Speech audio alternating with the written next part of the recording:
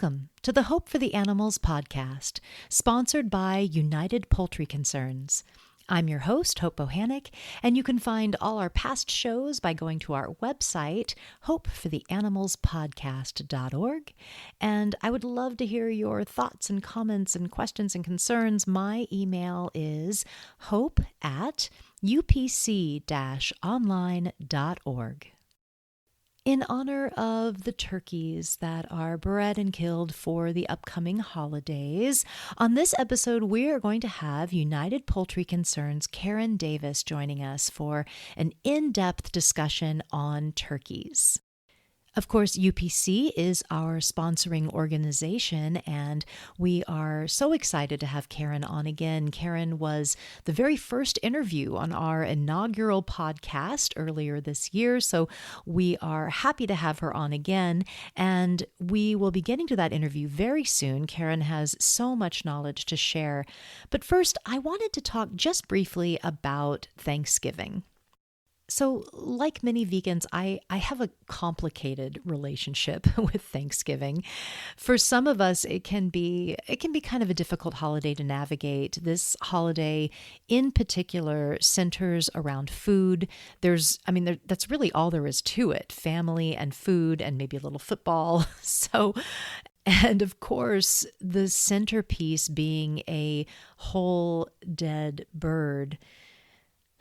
Well, for those of us who are sensitive to this kind of thing and have made that connection and awakened to the suffering of animals in our food system, just that sight can be really disturbing. And we see it again and again in media, in TV commercials, and newspaper ads. It's just ubiquitous this time of year. What finally inspired me to be vegetarian when I was 16 was my mother had cooked and placed on the table a whole chicken. And it was the first time that I really saw the animal's body. I saw her little legs and her little wings, and it so troubled and traumatized me, making that realization that we were eating an animal and that I loved animals and I would never hurt an animal. Yet there I was eating a dead animal. It was just so unsettling and disturbing, and I went vegetarian the next day. So I'm often brought back to that feeling, to that realization when I see a whole dead, cooked, decapitated turkey this time of year. It's just such a sad and distressing and offensive sight for many of us. So I went vegan when I was 20, and for the first couple of Thanksgivings in this time period, the vegetarian and vegan time period, I fasted. I just didn't eat for the whole day. I think I just needed to separate myself from the whole thing, kind of counteract this gorging on dead animals that I was suddenly so aware of. And I've since found out that in Dharmic traditions, Eastern religions, fasting can be a way to create discipline, to burn off bad karma. It also exerts control over a situation where you might otherwise feel helpless. And I think this is certainly what I was doing, perhaps on an unconscious level. I think this was my coping mechanism for my first few Thanksgivings as a vegan. For some of us, when we first have the awakening, the first realization that animals are suffering horribly in our food system, it's hard to understand why your family doesn't see it too. And of course, this time of year centers around family. And when we first go vegan, so many of us go straight to family with the information because you know your family to perhaps be compassionate and kind. Maybe some are smart and knowledgeable. They certainly have qualities that would make them see the suffering that they're causing just like you do, right? But all too often, they don't, unfortunately. So we can feel sometimes alone or isolated on this holiday. until you find your flow. And for some, that may mean that you need to just separate yourself, like I did for the first few years. Just skip the holiday altogether, and that's fine. But this also might create even more loneliness or a feeling of isolation, which is why so many people don't stay vegan because they don't feel supported and they feel isolated. So be aware of that, and perhaps you will find your Thanksgiving flow by bringing or making your own vegan Thanksgiving dishes that you bring to the family gatherings. And everything, all the traditional dishes can easily and deliciously be made vegan, except for the turkey, of course. But even with that, there are plant-based turkey roasts like the tofurkey and the unturkey. I actually love these. I love when there's tofurkey at a gathering. Another lovely centerpiece can be a cooked stuffed pumpkin or other squash. Thanksgiving food is actually my favorite genre of food. I love mushroom gravy on everything. So just finding a way to incorporate your vegan food into your family's celebration. But for me, I found my Thanksgiving flow with like-minded vegan community gatherings. I like to be with other vegans this time of year. And in the 90s, I started to host a public vegan Thanksgiving potluck feast, and people loved it. There's so many vegans that don't have family, or their family's far away, or they just don't feel comfortable being around family this time of year. So we found family and home and community with each other. But of course, we won't be having one this year because of the pandemic. Unfortunately, this will be the first Thanksgiving in decades that I will not be hosting a public potluck. Maybe your Thanksgiving flow might include, as mine often does when there's not a pandemic, organizing or participating in an action for the turkeys, like a protest or a leafleting at a grocery store. These can be really redeeming actions so you don't feel so helpless and sad. It provides kind of an empowering experience. And of course, the most important thing is that you're educating consumers on the suffering that the turkeys endure. But this year is likely to be more introspective, and I would say that vegans need to find individually how they can cope with and celebrate this holiday to try to make it celebratory instead of just a painful reminder of all the suffering and death. Perhaps finding a way to assimilate both, embracing the sadness and mourning for the birds, but also embracing the celebration, the gratitude of friends and family, gratitude for the awakening and the awareness that veganism brings, and being grateful for others who understand us, being part of a compassionate vegan community, animal protection community. We always started our community potlucks with a prayer or a reflection honoring the turkeys' lives, contemplating the mass numbers dead, not ignoring it, acknowledging it, but then moving into the meal with more joy and gratitude.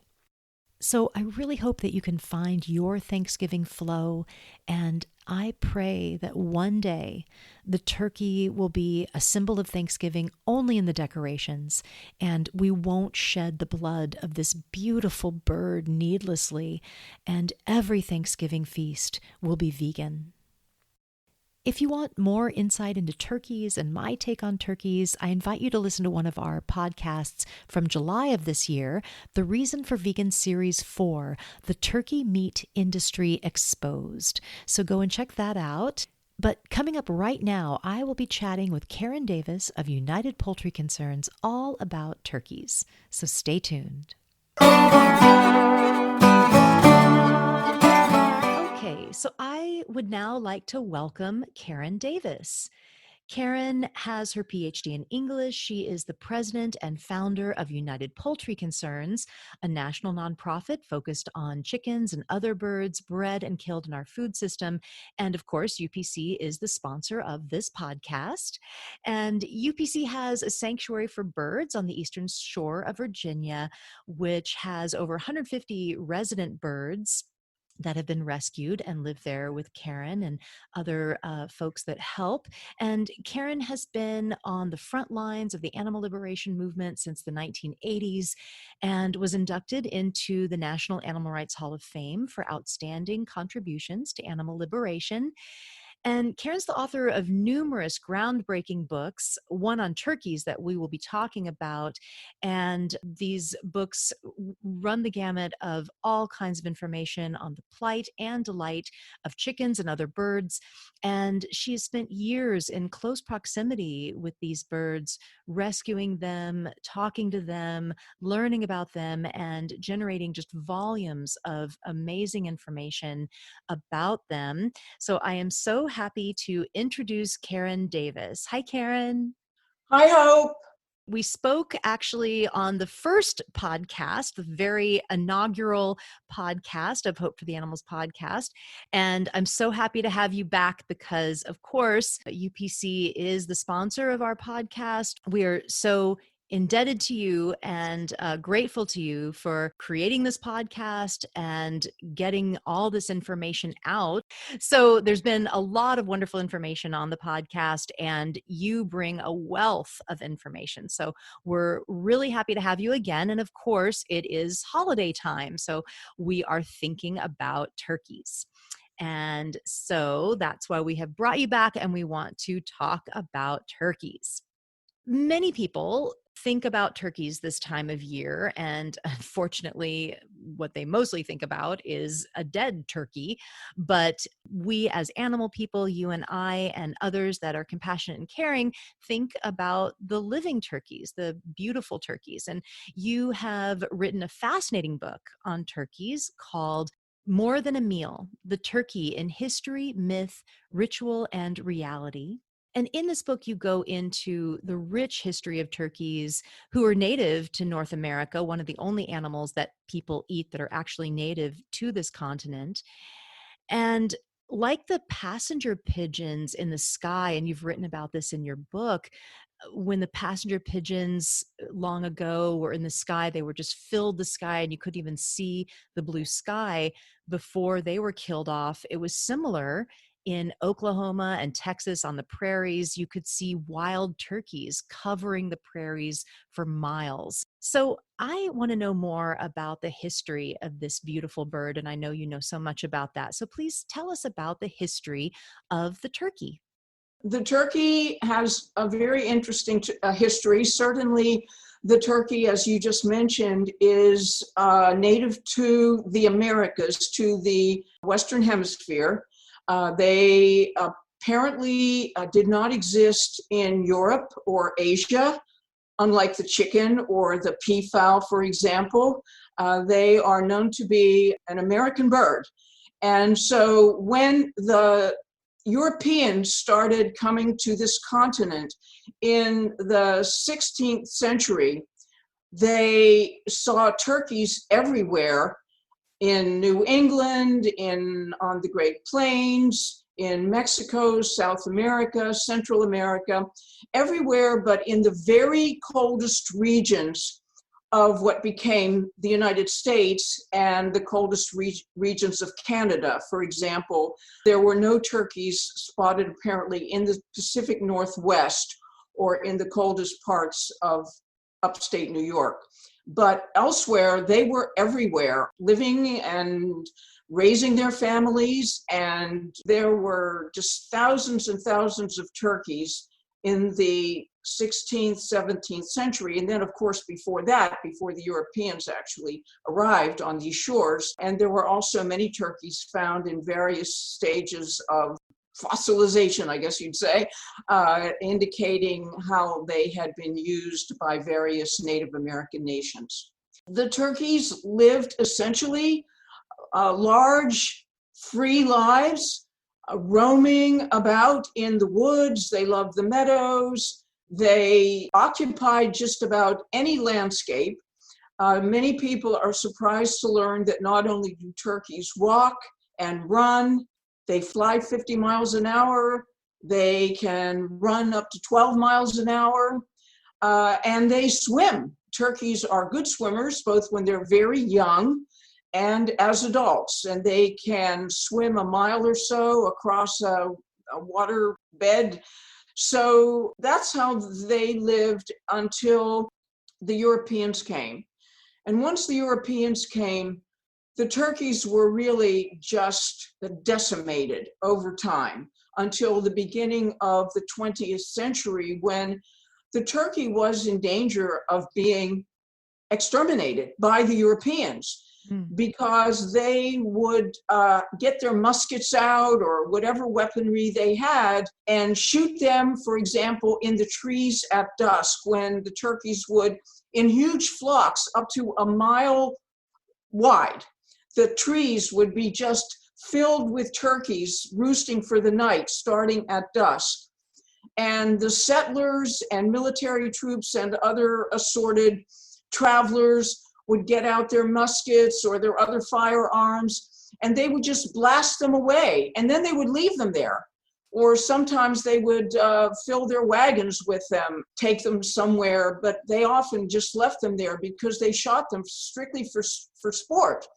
And even today we'll hear about turkey shoots, live turkey shoots, still apparently being conducted in some parts of rural America. These kinds of practices were routinely practiced by the Europeans, and they just shot them all the time. And then in addition, because turkeys would eat the corn or eat the wheat, in the Midwest, for example, whole communities would get together and they would beat the turkeys to death, they would shoot them, and in various ways seek intentionally to exterminate them, to protect their fields of corn and wheat from the turkeys. So the turkeys were really assaulted on all sides by every type of weaponry by the Europeans, so that, as I mentioned, by the late 19th, early 20th century, they were on the verge of extermination.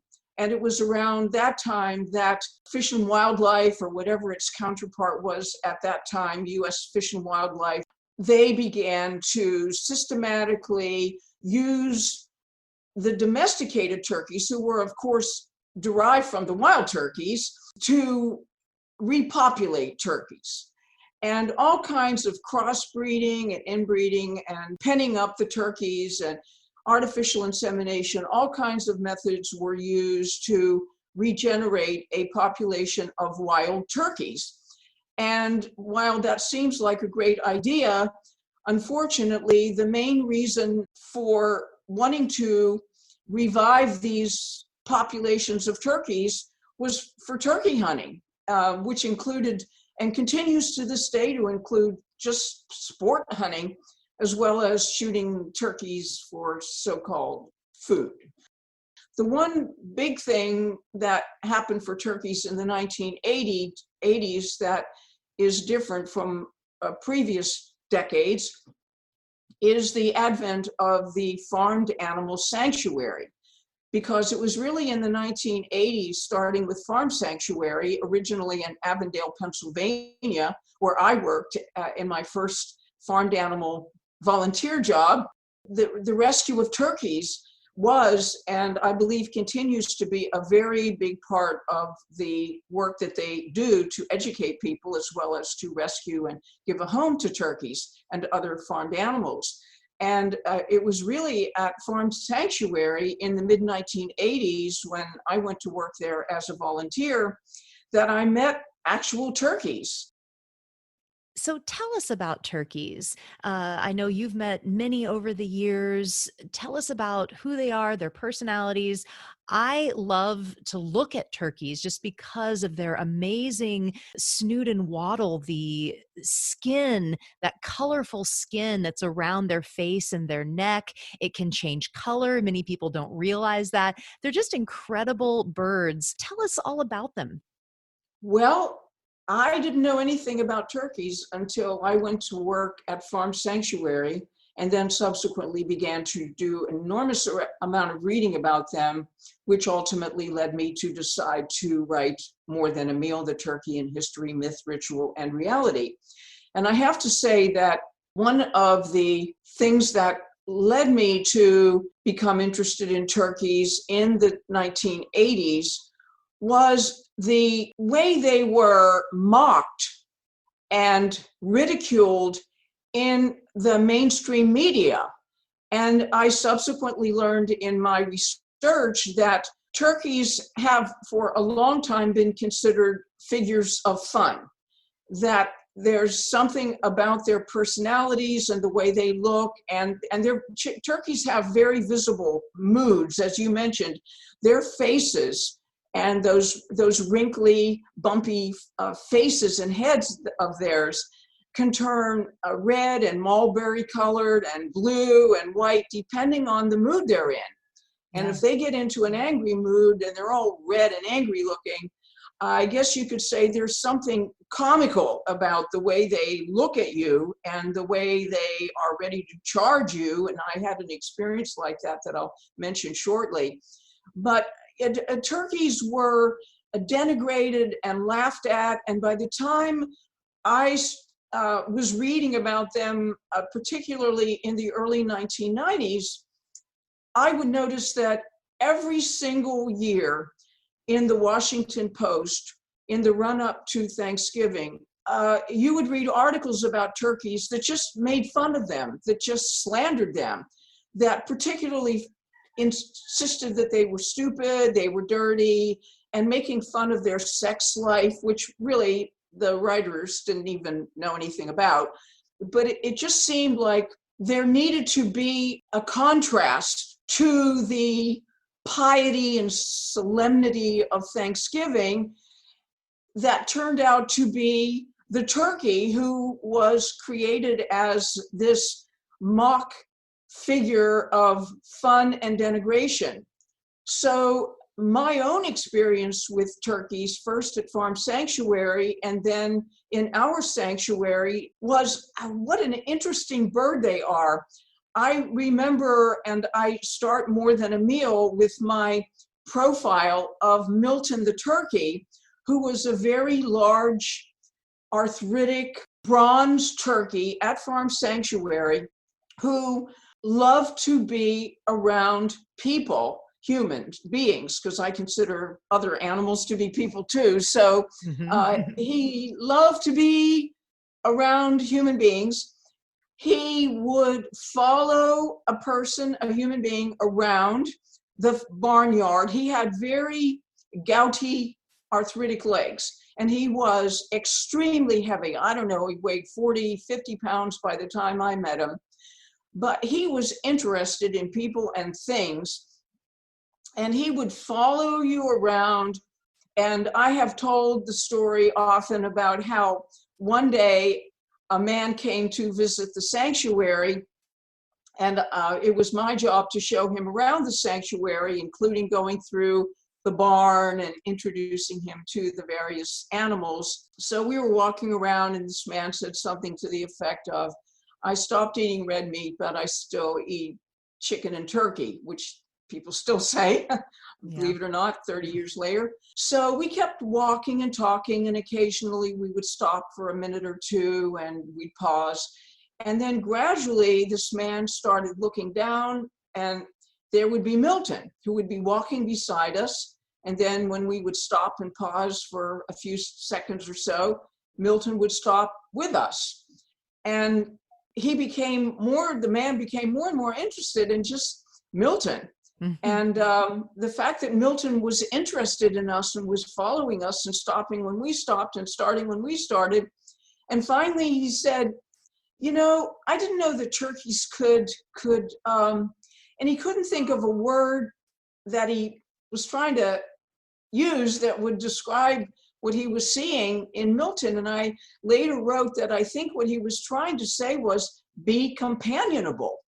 It was like he was saying, I didn't know turkeys had consciousness, or that they knew anything, or that they were companionable. Yeah. And it certainly had an effect upon him, that experience. But he was certainly struck by Milton's attentiveness to us and Milton's obvious desire to accompany us on our little tour.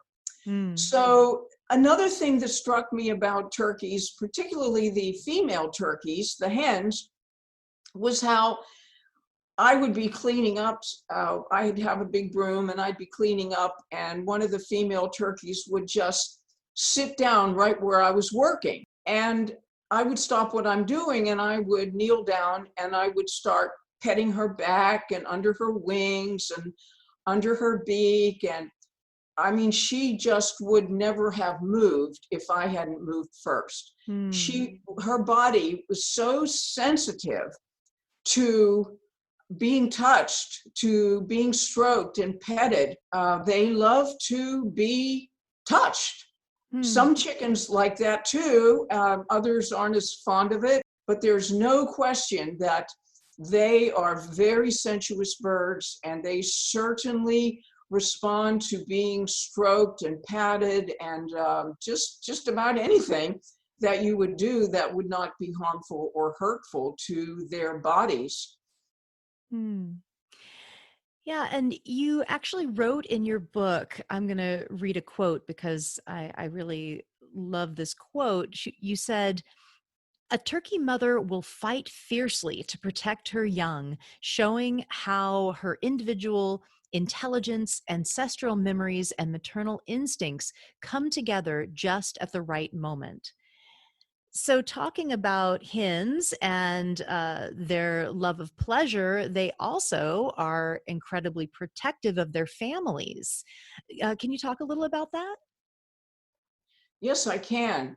I think it's really important when we talk about the cognitive abilities of other animals, animals other than human, that we recognize the fact that animals, all animals, are intelligent. If they weren't intelligent, they wouldn't survive. So the cognitive abilities of turkeys, like other animals, includes their ancestral knowledge, which they have evolved through centuries and longer to have, their personal experience and the intelligence that they bring to bear based upon the novel experiences that they encounter in their own personal lives. And then in the case of the turkey hens, if they are so fortunate as to have young, their baby turkeys, their maternal instincts. And a mother turkey is deeply maternal. She knows exactly how to care for her young in a way that is going to protect them in the best possible way. And this protective knowledge is evident when, for example, she begins to search out her nesting place. And it's been pointed out by various people who have had turkeys under one circumstance or another, how very smart turkeys are, turkey hens are, in locating a nesting place on the ground, because turkeys, like chickens, are what they call ground nesting birds. They don't make nests in trees, they make nests on the ground. So because that makes them very vulnerable to predators, they have to locate a place that will be secluded, that will be camouflaged, that will also be near enough to water. So they are very adept at locating exactly the kind of nesting spot that will meet all of their needs to protect their eggs, to protect themselves sitting on the eggs, and that will also allow them to be able to get off the nest, to be able to drink water, and so on. They will sit on the eggs for about 26 days. And then toward the end of those 26 days, the baby turkeys under them, with whom they have been in direct communication for almost the entire time that the baby turkeys were embryos. The mother turkey and her young, as embryos, are in constant contact, and the embryos are in constant contact with one another, so that by the time the baby turkeys are ready to hatch, the whole family knows one another because they've been in constant auditory contact. Like So the vocalizing to each other, right? vocalization, yes, they Yeah. have vocalized. And the mother turkey, when she's sitting on her nest with her young under her breast feathers, knows when a turkey baby will notify her that it is too cold and needs warmed up a little bit more, or too warm, or too humid, or whatever condition the baby turkey is experiencing that is a bit uncomfortable, that the mother turkey needs to adjust how she's sitting on her eggs.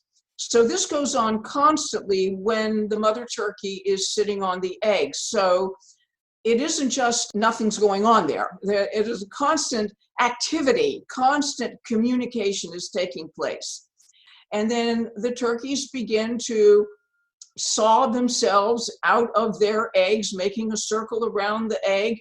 The baby turkey emerges from the egg, all wet, very vulnerable. So it takes about 24 hours for all of the viable turkeys to be ready to go on a march with the mother turkey, to begin to explore the ground for food, to begin to get their exercise and to learn their environment, all of which the mother turkey is teaching the baby turkeys. And they're just an interested family group. They're interested in everything in the environment. They check everything out. And it's been described how occasionally one of the baby turkeys will stray from the family group, that he or she becomes interested in something and goes off on her own or falls behind, then at some point begins to realize that she or he is no longer with the family. And at that point, the baby turkey will crane her neck and look all around for the family and listen, and then make a very coarse clucking sound to get the attention of his or her mother turkey. And the mother turkey, upon hearing her little one's call of distress and question of where are you, then she will straighten her neck up, and so will all the babies who are surrounding her, and she will let out a very loud set of yelps, and that's really yelping, to her turkey, her lost one. And when he hears that sound, he or she goes racing to rejoin the family, and they're all reunited. Mm-hmm. So they keep in constant contact. And then at night, at dusk, I should say, they go up into the trees, and the mother turkey, who has huge, amazing wings, will encircle the baby turkeys on the left side and on the right side of the tree limb or the tree branch, and keep them safe for the night. And we have the most wonderful, beautiful photograph of a mother turkey on a tree limb with all of her turkey poults. They're actually called poults, Poults, baby turkeys. And it was a beautiful image that once I saw it in a magazine, I just had to have that picture. And we've used it in so much of our literature. And surprisingly, perhaps not surprisingly, I've met many people along the way who said, well, what kind of a bird is that? Because many people in the animal advocacy movement, for example, are so used to only seeing a factory farm full of crowded white turkeys, and of course not with in any kind of family life situation, that to see a mother turkey like that, all with her beautiful, gorgeous, glistening beige, brown, and golden feathers, and her young under her, and just the whole family scene, that they don't know what kind of bird that is. Well, she's a turkey. So I will just describe a quick thing about turkeys that I quote in full in my book, More Than a Meal. where a woman was walking along in the woods in Virginia, and she describes in a letter to the editor of a magazine, she suddenly saw this hawk swoop down from the sky to obviously grab one of the baby turkeys with its mother. And she describes how that turkey mother just shot straight up in the air and fought with the hawk up in the sky. She said the turkey mother was basically horizontal with her back toward the ground and her face facing that hawk. And she just went after that hawk. And of course, at the same time, she had notified her babies to hide. And she fought with that hawk for several minutes until finally the hawk flew away. And the mother turkey then returned to her young. This woman said, it was the most amazing sight. She says to the reader of her letter, "I wish you could have seen it." And I wrote, well, actually, we did see it, because this writer described it in such vivid detail that when you read her letter to the editor, you see this amazing, quick, immediate response of the mother turkey to the hawk, ready to do battle and even to die to protect her young. Wow. Yeah, that's amazing. Yeah. And so we've been talking about turkeys in their natural state, but unfortunately, farmed turkeys have a very different experience, of course. And there's 45 million turkeys that are killed each year in the US for these upcoming holidays, Thanksgiving and Christmas. But around 250 million turkeys are bred and killed each year in total. So turkeys are killed year round to be eaten. Only about 18% of those are killed at the holidays. But the holidays are when we really see them, when we see their dead bodies basically prominently displayed as centerpieces in the holiday table. They're on our minds this time of year. So how are turkeys farmed? What about the farmed turkeys? What is their life like? And what has their life become in animal agriculture?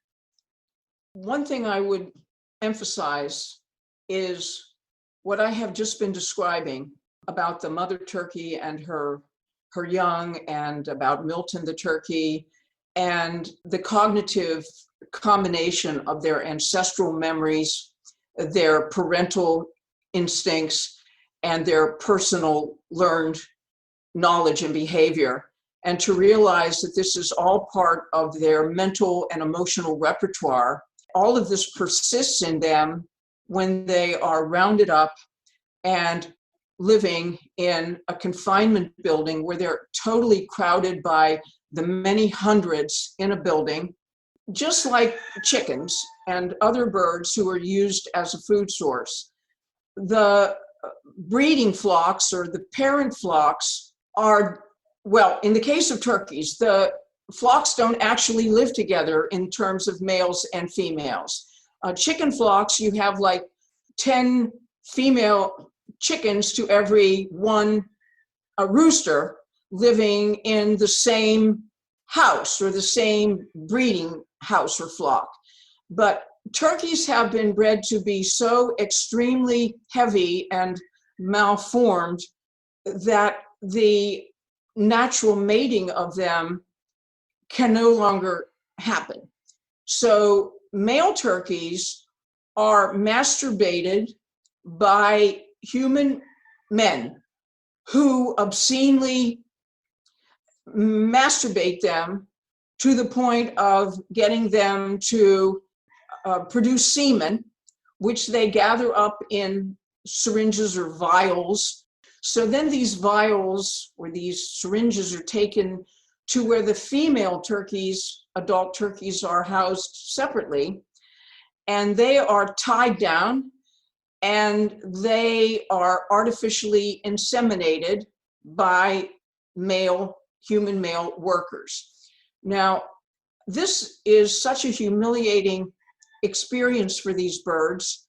There's nothing in their natural evolution that could make any sense out of being treated this way. And it is so disturbing to these very heavy birds who have been bred to be so heavy, 30, 40 pounds or so, speaking of the breeding flocks, sometimes even heavier, that they can easily have heart attacks. The vessels in their breast muscles simply are deprived of oxygen and they have heart attacks. But those who manage to get through this horrible process of being artificially masturbated and then artificially inseminated, and again, the male and the female parent turkeys never meet each other at all.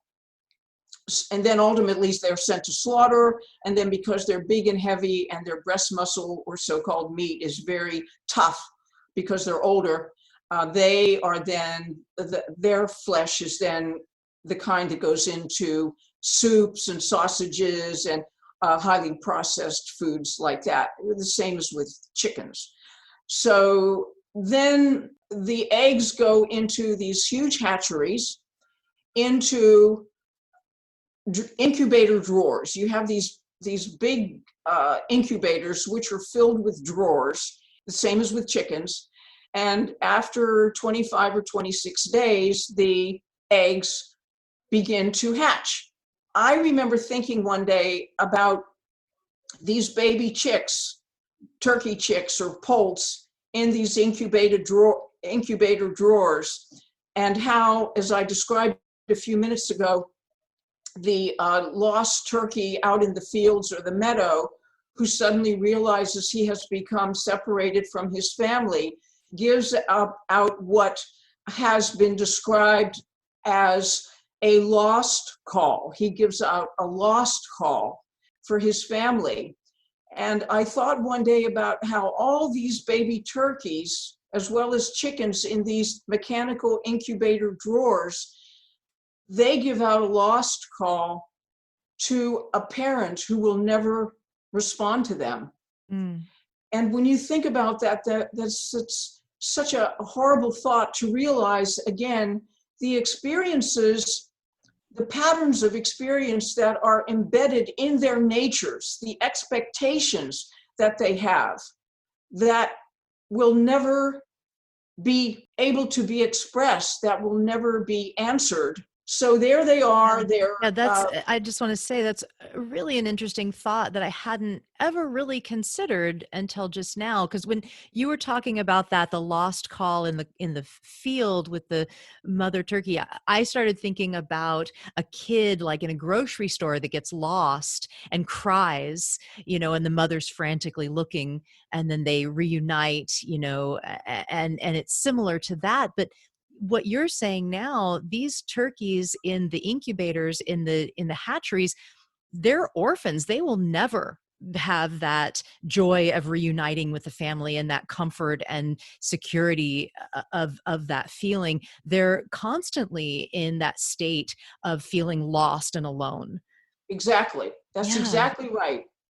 And you know how when you read the poultry science or poultry industry literature, they're describing the loneliness of these turkeys and the anxiety they have when finally, after they go through what I'm going to describe in a minute, the so-called service rooms, how lost they are in not having their mother. Yeah. They often starve to death because they need their mother to help them to learn about eating. But essentially, they are in such an alien situation. There they are, all plunked down by the hundreds or thousands, all baby turkeys, no mother, no one to comfort them except each other and each other's feathers. And they are lost, and they are lost for life. And again, I think it's very difficult for us to imagine a lifetime of being lost in that way, to have those expectations embedded in their nature that will never, ever be answered and satisfied. But let me briefly describe how once these turkeys all of the viable turkeys hatch in the incubator drawers in these hatcheries. Then they are thrown down these chutes. They go into the part of the hatchery where they are separated into male and female. They have their beaks burned off. They have their toes amputated. And there's a fleshy part of their face above their beaks called a snood that is also cut off, so that they are mutilated as soon as they're born on the first day of their lives. And when they have been debeaked and detoed and had to have their snood removed and all of that, they are, as one poultry scientist actually described in a turkey production magazine, he said they have been traumatized. That's their experience of waking up in the world. They wake up to trauma, and in fact, the trauma began before they were born. But what is done to them on their first day of life, the pain, the suffering, the terror, they are traumatized. So now they are put in the crates. They go to the turkey houses and plunked out of the crates and, basically thrown on the floors. They're dumped out and thrown on the floor in the wood chips or whatever kind of bedding may be there. Often it's very dirty and has been there through previous flocks of turkeys. And they're like the chickens who are bred for meat. Their purpose in being alive is to turn into a huge muscle tissue, breast muscle tissue. In the case of turkeys, it takes them 3 or 4 months to reach what they call slaughter weight. Many turkeys die of heart attacks when they see their fellow turkeys dying of a heart attack. Often that will cause other turkeys around them to have a heart attack too. Again, they're very fragile, and we have to realize the terrible things that have been done to their bodies to predispose them to heart attacks, to extreme respiratory distress, so that heart, lung illnesses and deaths are very, very common among these turkeys, the same as with the chickens who have been bred for meat. But they will actually, their sensitivities are so strong amongst each other that the death of one turkey has been described as causing other turkeys around them to have a heart attack within the same time frame. So, and they're so young to be that sick. Right. They're not even of the age yet when they would start mating, laying eggs, mating. No, they're just baby turkeys, but they're huge. And again, as with the chickens, it isn't only the size to which they grow so rapidly, but it's the rate of growth, which is so hard on them because their blood has to keep pumping out all this oxygenated blood. Their heart has to keep pumping out all this oxygenated blood to nourish this rapidly growing body. And another part of all this terrible the dystopian experience that the bodies of these turkeys are enduring is that they are very disproportioned. So that between the disproportion of their internal organs, the forced rapid growth of their bodies, and then the enormous size, all of that makes them tend to be lame, make it difficult for them to walk. And then remember that their toes were all cut off in the hatchery. So they can't get a grip on the floor as they would if they had their toenails. So I know that from our sanctuary experience that when we have adopted turkeys from a turkey production background and they don't have their toenails, that just adds to the difficulty they have in walking normally. Yeah. There's a quote in your book, I'll read it here. Turkeys are knowingly tortured with agonizing paralytic electric shocks prior to partial neck cutting in U.S. slaughterhouses. Every piece of flesh consumed was riddled with agony. So tell us about their death. Well, their death is horrific. We've been through their life, which is horrific. And now when they are trucked in the crates, stuffed into the crates, grabbed in the middle of the night or during the day, by their legs upside down, thrown into the crates. The crates are loaded up on the flatbed trucks and driven to the turkey slaughterhouses. And I can tell you, when you see a video of these turkeys, often they are in freezing cold weather in places like Iowa, the Midwest, which is the region of the country where the turkey business is centered. And there it is, they're in the snow, it's freezing cold, icicles are hanging onto the turkey crates. And how these turkeys must feel, we can't even imagine how they feel. Because again, I emphasize, there is nothing in their experience that in any way prepares them for what we do to them and what they go through until they're finally mercifully dead. So here they are, driven up to this hellish, horrible, steaming slaughterhouse. Like the chickens, they're unloaded in these crates. They're just banged down one on top of the other. They're grabbed upside down by their legs. They're clamped by their ankles onto the disassembly line. They are pulled through a trough filled with electrified splashing water. This is called by the industry a stun cabinet, but actually it is not a stun cabinet at all. It is filthy, dirty, electrified water, the purpose of which is to open their pores of their feather follicles so that their feathers will come out more easily after they're dead, and to fit them to the machinery of the slaughter process.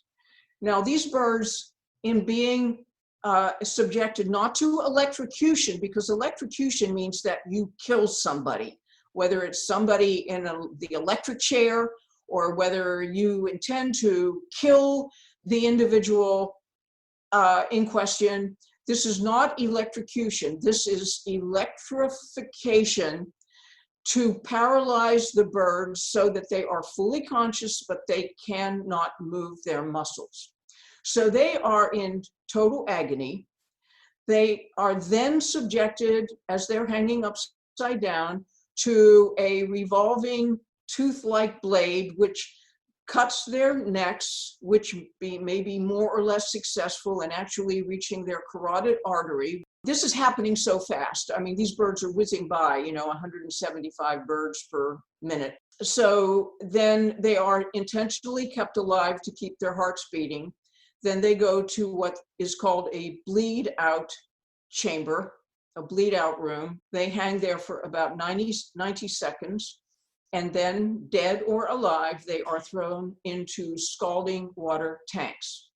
And with the pumping, I want to clarify, because I think people don't realize this. The reason that they don't kill them immediately or cut their heads off entirely is that they want the birds to be alive. The heart is pumping, so the blood drains out. If the heart stopped, if they were dead, the blood wouldn't drain as fast. So they keep them alive intentionally to pump the blood out. So there's this agonizing minutes that they're still alive, pumping the blood out, correct? Correct. Yeah. It's more than a minute, it's 90 seconds. So yeah. It's at least a minute and a half. So are there any particular turkeys that you've met or you've rescued or you've encountered that you want to tell us about? Well, I could tell you about a number of turkeys who we have had here in our sanctuary at United Poultry Concerns in Virginia, but I'm going to tell you about two female turkeys. These were the first two turkeys that we ever adopted into our sanctuary. We adopted them from Farm Sanctuary, and their names were Mila and Priscilla. Mila and Priscilla have very different personalities. Mila was a very gentle-hearted Pacific turkey. Now, these were both the large white turkeys. They had been rescued from a turkey farm by Farm Sanctuary, and we adopted them. They were brought down to our sanctuary, which at that time was in Maryland. They were the heavy white turkeys. They were under a year old, but they were maybe 4 or 5 months old. Mila was a very gentle turkey. She was very sensitive to people. She loved to be petted, and she was just so sweet-natured. Priscilla was a moody turkey. She didn't like to be petted all that much, and I would go so far as to say she was a pretty angry turkey, for which I can't blame her. I mean, she had been debeaked and detoed, as had Mila, Mm. and she had come from cruel circumstances, as had Mila, but her temperament, her personality was different. And when she got into one of her dark moods, her whole facial expression and body language would show that she was getting ready to charge you. And usually this was me and my husband, Alan, Kate. It was like, watch out, okay? And she occasionally did that with visitors. But one of the interesting things was that when Mila would see that Priscilla was getting into one of these moods and getting ready to charge me or Alan and me, she would intervene herself between us, the targets, and Priscilla, and she would utter these soft, pleading yelps to Priscilla to please don't do that. Please. She did what she could to calm Priscilla down. Mm. And time again, she was totally successful. Wow. Eventually, after several minutes, Priscilla would calm down. Her dark face colors would, relax into a lighter shade. Mm. And then she would no longer be ready to charge us. And it was clear that Mila not only perceived the signals that Priscilla was giving, but she recognized that Priscilla was going to do us harm if she could do it by biting us or something. And Mila took action. Wow. She just came right between us and Priscilla, and she would go back and forth between us with those soft yelps. Eventually, she would resolve the potential attack. Wow. That's so cool. She intervened with compassion. Yeah, she really did. She really did. Time and time again. I love it. Well, we do need to wrap up. It's been a really amazing discussion, but I wanted to ask you what would you say is the most important thing you want us to remember about turkeys and be able to tell others? I want us to remember and tell others turkeys are very intelligent, emotional, aware individuals. They love their lives when their lives are going right for them. They love their families. They love the earth. They will love you if you treat them well, and all of their behavior will show you how friendly, how affectionate they are toward you. And a number of years ago, when I was talking to my husband, who has since passed away, but who was our vice president for many years in those early days, I said to him, I want to create a button that would have a really interesting slogan on it for turkeys. And I want something that's really catchy. And he said, well, how about don't gobble me? And I said, well, that's great. Don't gobble me.